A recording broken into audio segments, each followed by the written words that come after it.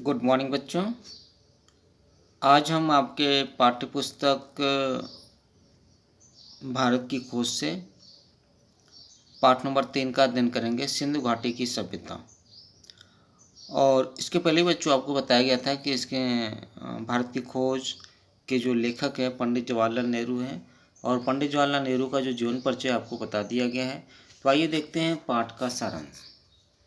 सिंधु घाटी सभ्यता के अवशेष सिंध में मोहनजोदड़ो और पश्चिम पंजाब में हड़प्पा में मिले हैं, जो भारत के अतीत की तस्वीर प्रस्तुत करती हैं। बीते समय की तस्वीर हैं। दोनों ही स्थान एक दूसरे से काफ़ी दूर हैं, फिर भी इन दोनों जगहों पर इन अवशेषों का मिलना महज एक संयोग कहा जा सकता है, इत्तफाक। खुदाई से प्राप्त साक्ष्यों के आधार पर कहा जा सकता है कि इन अवशेषों में मोहनजोदड़ो और हड़प्पा के बीच कई नगर दबे हैं। यह सभ्यता विशेष रूप से उत्तर भारत में दूर दूर तक फैली थी। इसका विस्तार गंगा की घाटी तक फैला हुआ मिलता है। ठीक है बच्चों। सिंधु घाटी सभ्यता को विकसित करने में हजारों वर्ष लगे। किसी भी सभ्यता को विकसित होने में बच्चों समय काफ़ी लगता है। यह एक धर्मनिरपेक्ष एवं सांस्कृतिक विशेषताओं से परिपूर्ण थी। इसका संबंध फारस, मेसोपोटामिया और मिस्र की सभ्यता से जुड़ा प्रतीत होता है। यहाँ अति विकसित नगर सभ्यता विकसित हुई। इसकी परंपरा, रहन सहन, रीति रिवाज, दस्तकारी और पोशाक काफ़ी उन्नत थे, मतलब काफ़ी विकसित थे। यहाँ के हमामों और नालियों का यंत्र काफ़ी विकसित था। सिंधु घाटी सभ्यता के लोग कौन थे और कहाँ से आए, इनके बारे में आज तक कोई ठोस जानकारी नहीं मिली है, परंतु यह स्पष्ट रूप से देखा गया है कि मूलतः भारतीय थे। इस सभ्यता का अकस्मात किसी दुर्घटना के कारण हुआ होगा, ऐसी संभावना व्यक्त की जाती है। इसके पीछे किसी भयंकर बाढ़ का आना या मौसम में परिवर्तन का होना हो सकता है। यहाँ दबे मकान 2-3 मंजिलें प्रतीत होती हैं। सिंध का सूबा पुराने समय में बहुत प्रसिद्ध और उपजाऊ था, परंतु मध्य युग के बाद वह ज़्यादातर रेगिस्तान रह गया। संभवतः मौसमी परिवर्तन ने ऐसा बदलाव लाया। धीरे धीरे बालू ने प्राचीन शहरों को ढक लिया और धीरे धीरे यह सभ्यता के प्रमाण नष्ट होते गए।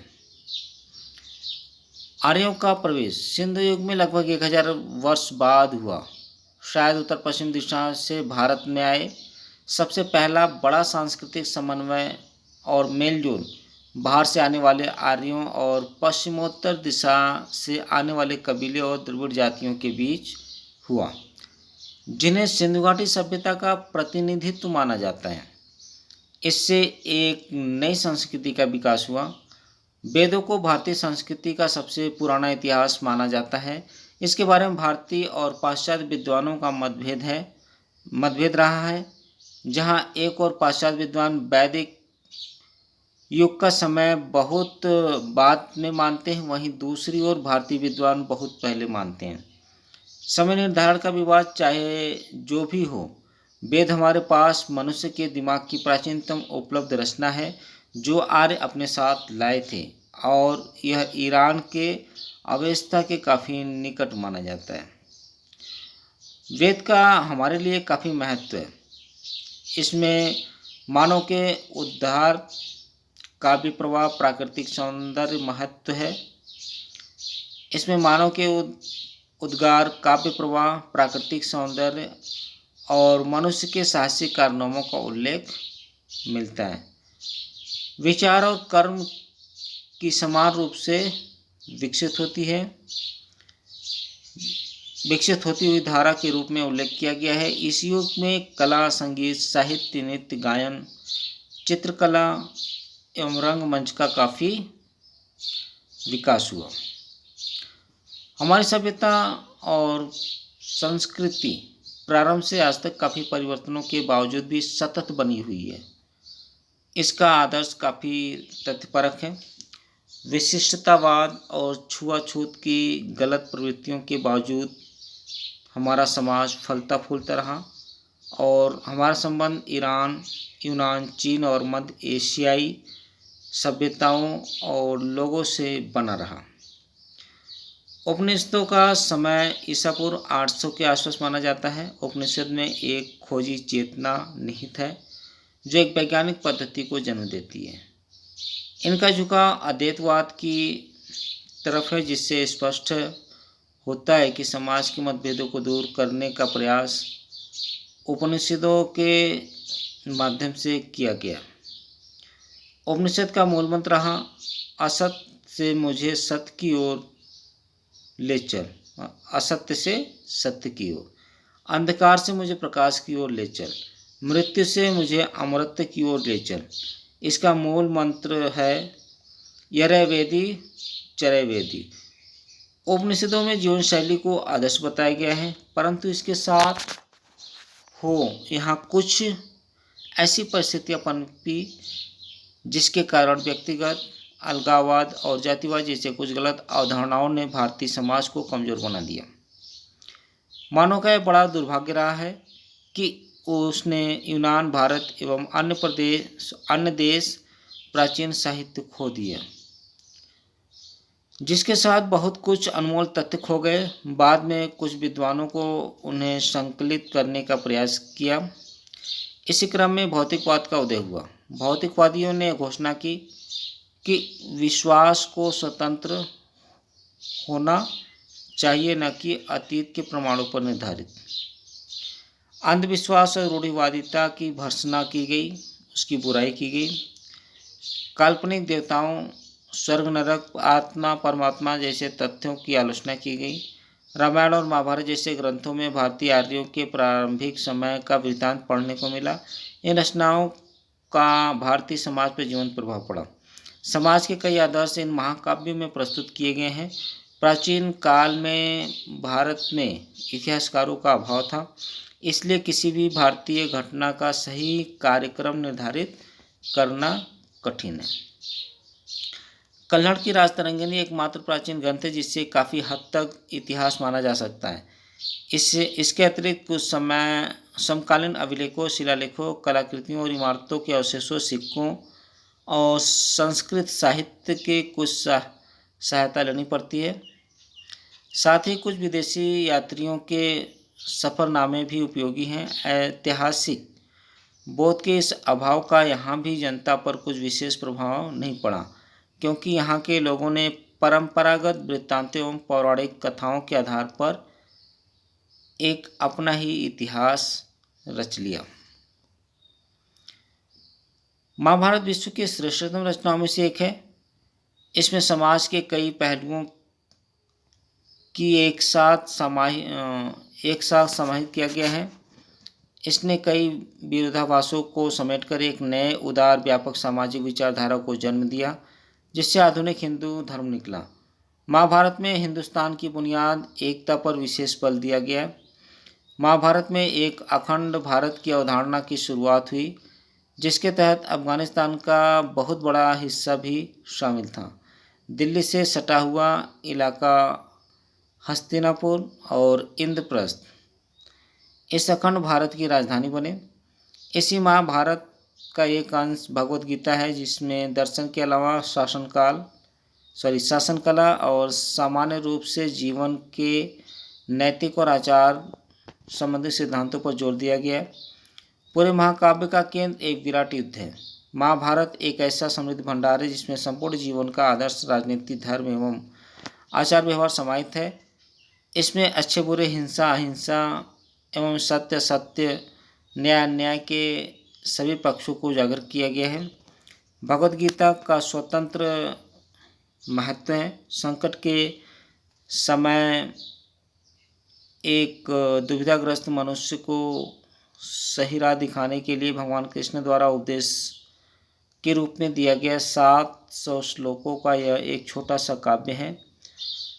इसका संदेश सार्वभौम है और हर जाति, हर संप्रदाय और हर धर्म के लोगों के लिए समान रूप से महत्वपूर्ण है। बुद्ध से पहले का वृत्तांत हमारे जातक कथाओं में मिलता है। इन कथाओं में उस समय का वर्णन है जब भारत की दो प्रधान जातियां द्रविड़ और आर्यों का अंतिम रूप से मेल हो रहा था।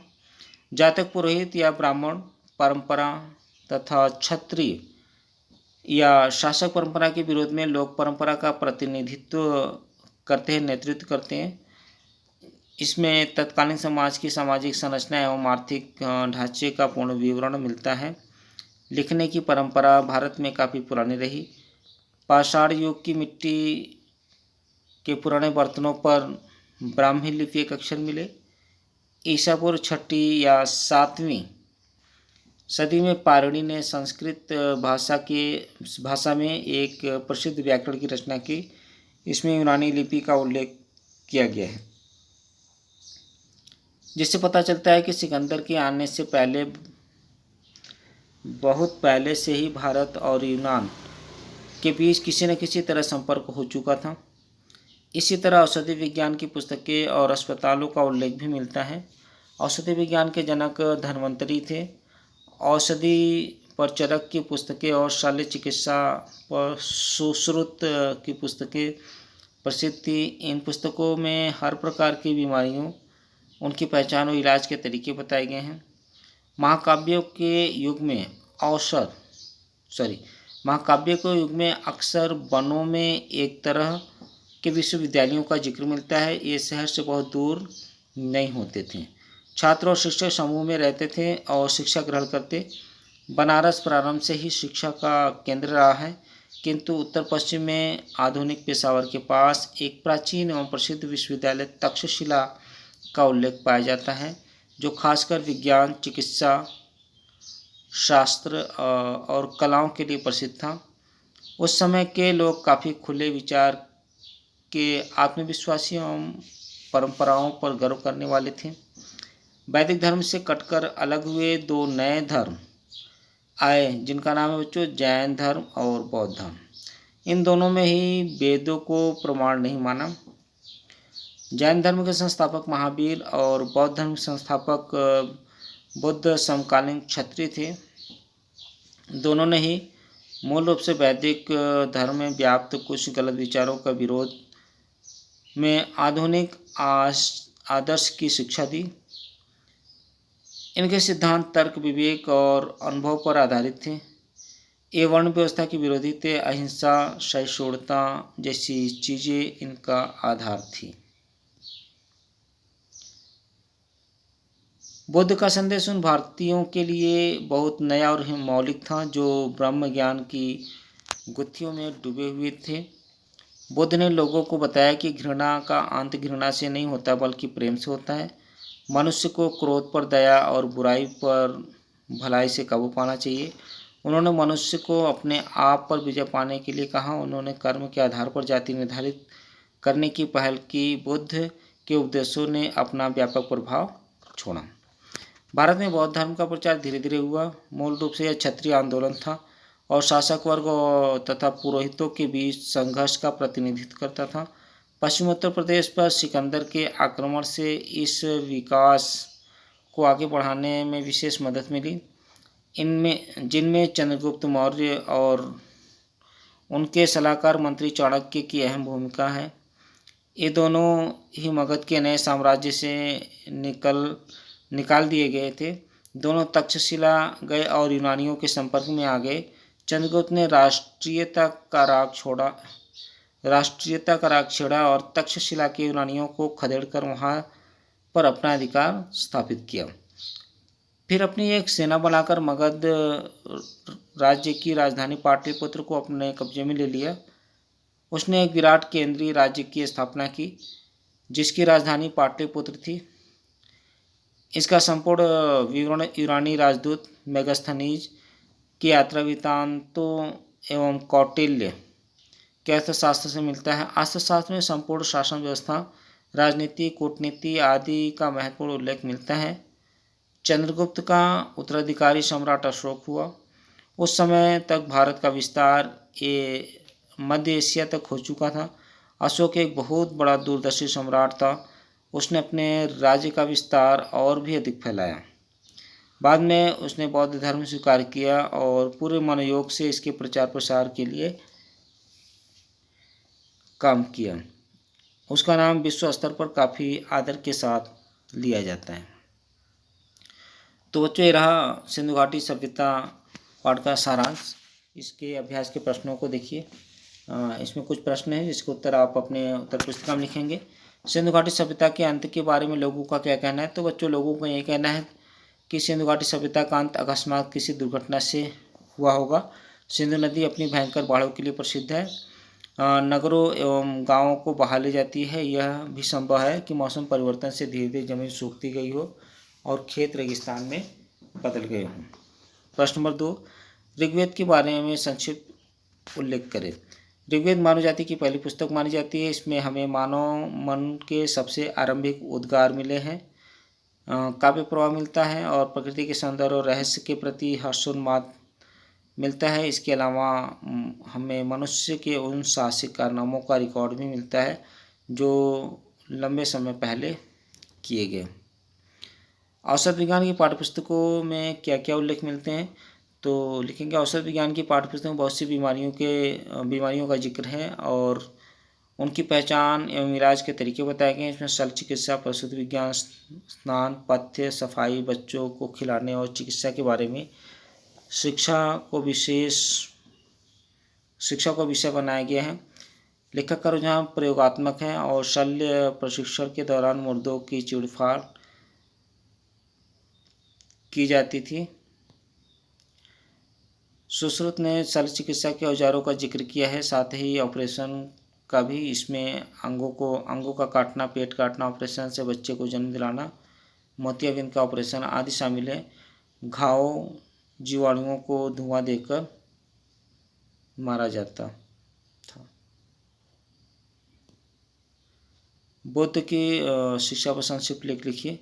बुद्ध ने सबके लिए करुणा का, प्रेम का पाठ पढ़ा है। बुद्ध के अनुसार घृणा का अंत घृणा से नहीं बल्कि घृणा का अंत प्रेम से होता है। उन्होंने इस बात पर जोर दिया कि मनुष्य को क्रोध पर दया और बुराई पर भलाई से काबू पाना चाहिए। यह वास्तव में सदाचार अनुशासन का आदर्श था।